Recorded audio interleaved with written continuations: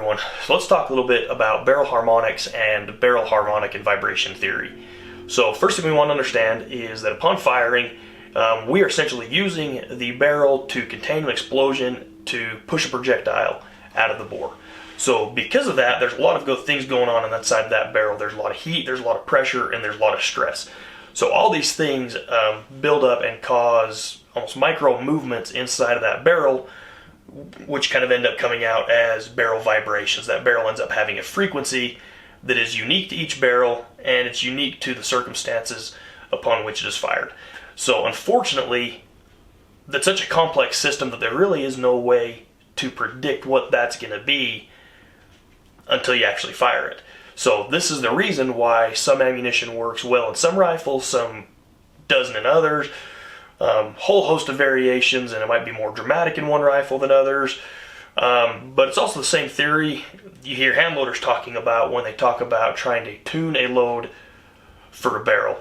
So what it comes down to is, because we've got all this movement and it's unique to each barrel, what we're looking for is we're trying to find the point of the absolute most consistency, because consistency is accuracy.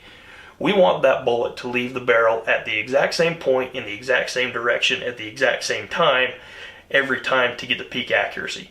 So there's always going to be little variations, so you're never going to get it perfectly right, but we want to get that absolutely as close as possible. So let's kind of break this down and look at it, kind of see what this relates to, and then some of the ways we can kind of control that and get the most accuracy out of our system based on the physical things that are happening to this barrel upon firing. Alright, now we've got a barrel drawn up here. It's kind of set as an example. So we've got just a straight full profile, free floating barrel fixed to the receiver end. So engineering, this is what we refer to as a cantilever beam. Fixed on one end, long, free hanging beam. So before firing, let's just assume that the bore axis is going to be completely straight down the profile of the barrel, because nothing's causing it to move, nothing's putting force on it. It's going to stay there right where it is. So now, let's look at what happens upon firing. So let's take that same theoretical straight bore line, and now upon firing, what you're going to do is, because all that pressure and force is going to cause the barrel to move, you're going to end up with some vibrational waves that travel down the barrel. So now this relates to the position of the bore down the length of the barrel. So when you hear hand loaders talk about finding a node for their rifle, what they're trying to talk about is these points right here. So the node is going to be the point where that vibrational wave essentially doesn't move. So at this point, what you end up with is, this point is right along line with your original theoretical axis. So you've got your point here, and even though that may be moving and vibrating, that point theoretically stays exactly where it is. So hand loaders, when they are trying to find the node, they are trying to find that point because in theory that is the point of the barrel that has the less movement, meaning it's going to be the easiest to get consistent. Alright, so now with this though, we've got to remember that the barrel is not just vibrating up and down or in one direction. You've got the barrel, it's vibrating up, down, side, at an angle. This thing is moving all over the place, and there's really no way to predict, like I said, how or what it's going to do. So the only thing we can try to do is, like I said, we've got our theoretical bore axis, and let's say we've got some of the waves that come this way, come this way, come this way, and come this way. That point in the center is what's going to be our node, which is going to be the point that theoretically does not move. That is going to be our most consistent release point, going to lead to most consistent accuracy, because that bullet is going to be leaving the barrel at the exact same time.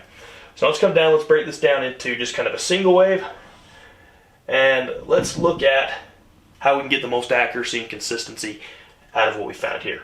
So we know that we've kind of got a node right here, but we also know that there's always going to be a little bit of variation. There's going to be difference in muzzle velocity, things like that, and the material, the way it moves.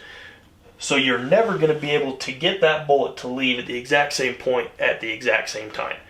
But to minimize that, we want to minimize those variables as much as possible. So what you end up with is, when you're trying to tune a load to a rifle, the theory behind that is what you're doing is you're basically moving your average point of bullet release through this vibrational pattern. And this is also the reason that it's usually you can find more than one node for a given barrel. You can find one at a higher velocity, one at a lower velocity, and some things like that to help tune the accuracy. And that shows up in consistent muzzle velocity and, like I said, also accuracy. So the reason for that is because you're always going to get a little bit of variation in the bullet speed. You're going to get variation in when the bullet leaves the barrel.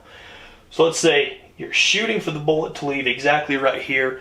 This bullet runs a little bit slower, and it actually leaves up here. This bullet runs a little bit faster, and it leaves up here in the vibration cycle.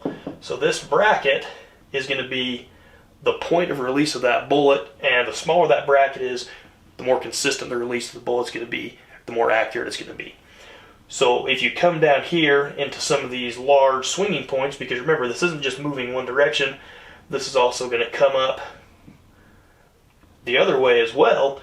So when you're right here, let's say you hit this spot in one vibration cycle, but then you hit this spot in the next vibration cycle, and you could be anywhere in between in these high peaks. So if you are right on this crest with your load, you're going to get sporadic accuracy and then consistency, just because your bullet's going to be either leaving here or here or here or here. You're not going to get a consistent release of that projectile.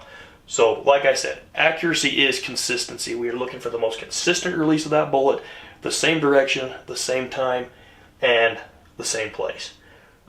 So very long, very complicated. There are some ridiculously big equations that talk about vibrations. I don't want to go into them. It's been 5 years. I don't remember half of them, to be honest with you. But what it comes down to is a lot of movement and a lot of things going on inside of that barrel. So we talked about muzzle velocity and how we can control it, but now let's talk about different things we can do to a barrel to actually help this.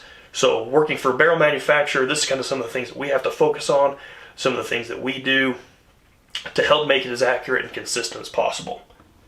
Okay, so I'm going to erase this. We'll start back over. Let's look at a few things the barrels can do to kind of help mitigate this as well. Alright, so now let's look at this from kind of the barrel side and see what things barrels can do to help mitigate some of these effects. So right here, I have got just the basic equation for deflection of a cantilever beam with a force out on the ends. Now this is not exactly what's happening. We talked about it's a vibrational thing. Let's just kind of break it down into simple math to kind of show and illustrate the same effects. So typically when people are looking for the absolute most accuracy they can out of a barrel, they want the thickest steel profile as possible. So let's look at this equation and kind of see why that is and kind of what that ends up leading to.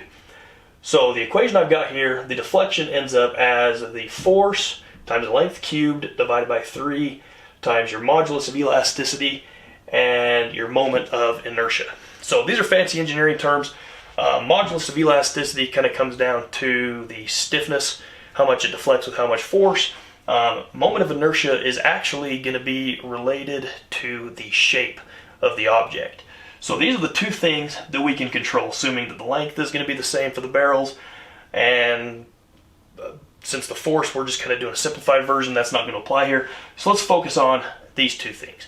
So the modulus of elasticity, this is going to be based on the material. This is a material property that is defined by the material you use. So this one comes down, let's write that is a material, and your moment of inertia, this is going to be related to your shape. So now, the bigger these two numbers on the bottom are, the smaller the deflection is going to be. You're divided by those two numbers. So let's say you get those as absolutely high as possible, your deflection is going to be smaller. So let's look at that. So you've got kind of your standard sine wave curve here. So by increasing these, what you do is you basically minimize and compress how much that's going to deviate and variate, and you're going to end up with a much smaller vibration curve. So now what this does is, because you're not getting such extremes in the amplitude, you don't have to be exactly on the node, and you're not going to see as drastic of variations, leading to more consistency over a broader range of velocities and loads. So it's going to be more consistent for a larger variety of ammunitions and velocities and loads. So let's kind of come and look at, like I said, this is a material property. So steel has a set material. That one is kind of usually fixed for the material.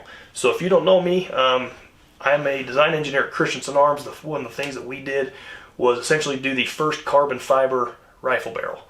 So we actually use carbon fiber to kind of play with this a little bit because, like I said, the modulus of elasticity is based on material.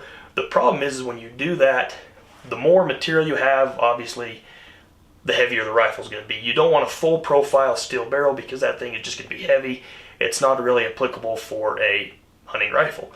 So what we have done is we have actually shaved down a lot of the steel and replaced it with carbon fiber. So we are essentially controlling this variable here by using a different material. So we're shaving the weight off of the steel, we're adding it back in with carbon fiber, we're not adding as much weight, but we are still able to increase that modulus of elasticity and get it higher than it would be for a steel barrel of the same weight. So that's kind of how we can play with that one a little bit. That's typically fixed unless you start getting into fancy things like carbon fiber barrels, and that is how those apply and how those are typically, like I said, when it comes to accuracy, more accurate and more consistent than a steel barrel of the same weight. Because this doesn't apply to weight at all, this is purely just material properties. Now, shape is another interesting one. So the modulus of elasticity is going to, assuming the barrel is a circle, increase with a bigger circle. What that is essentially how hard that is to bend. So if you've got a small tube and a big tube and you try to bend them, obviously the big tube is going to be harder to bend than the small tube, assuming they're solid and the same material. So that is related to the diameter, radius, all that of the circle. That is geometrically controlled. So like I said, kind of going back, typically your most accurate competition long-range bench rest guns are going to be a full heavy steel profile because that is going to increase your moment of inertia, leading to smaller vibrational waves. So once again, the trade-off is going to be weight. It comes down to more material, heavier barrel, less material, lighter barrel. Depending on the situation, depending on how much you want to lug around, there's kind of a happy medium here, is kind of what it tends to end up being. So now there have been a few things that people have tried to do to play with this a little bit. So Remington, for a while, Remington actually did essentially what is kind of a triangular shaped barrel.